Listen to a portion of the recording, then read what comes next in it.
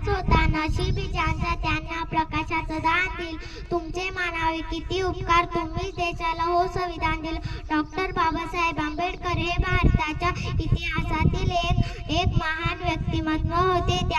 त्यांचा जन्म 14 एप्रिल 1891 रोजी मऊ या गावी झाला.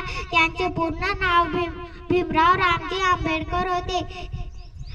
समाजातील विषमता दूर करून करण्यासाठी त्यांनी आपले संपूर्ण आयुष्य वाहिले. डॉक्टर बाबासाहेब आंबेडकर हे भारताच्या संविधानाचे शिल्पकार होते.